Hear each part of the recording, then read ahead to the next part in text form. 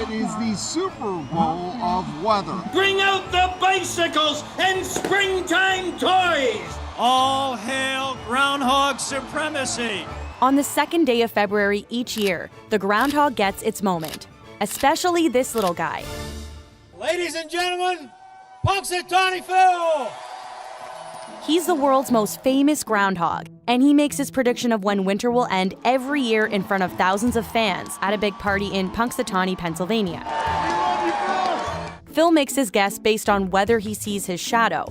If he does, it's 6 more weeks of winter. If not, we're in for an early spring. The roots of Groundhog Day are centuries old. February 2nd is known as Candlemas Day, when Christians would take out their candles to church to have them blessed, and this would bring blessings to their homes for the rest of winter. This traditional belief made its way to Germany, and that's where the lore got its very first mascot, a hedgehog. The Germans believed this little guy could predict the weather, and as German settlers moved to the States, so did the belief. The problem was there were hardly any hedgehogs in America. Groundhogs, on the other hand, well, there were a lot of them, and the mighty groundhog became the face of the lore.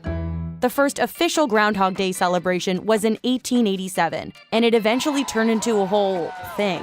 Who's thinking spring? Nowadays, Phil is always surrounded by a bunch of guys in top hats and tuxedos. They're called the Inner Circle, also known as Punxsutawney Phil's hype guys. You have to understand something. There are 2 entities in the world that are infallible, the Pope and Punxsutawney Phil.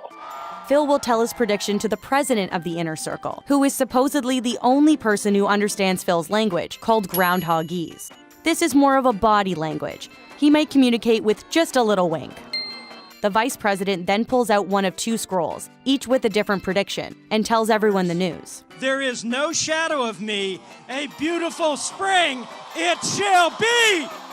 Now the Groundhog Day party has become a tradition in places all over North America, each with their own version of Punxsutawney Phil.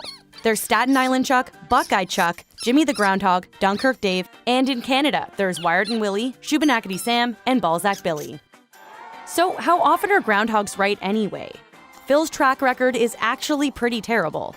He's right about 40% of the time, meaning you're better off flipping a coin. But this might be a case of broken telephone. Phil's predictions are always 100% correct. However, some people think he's wrong. Most likely our president has misinterpreted what Phil had predicted in the first place.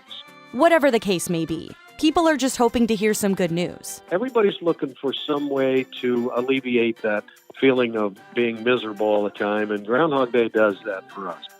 That's reason enough for many people to give the spotlight to these furry forecasters just once a year. Thanks for watching Global News. If you want to stay up to date on the latest breaking national and international news, be sure to subscribe to our channel.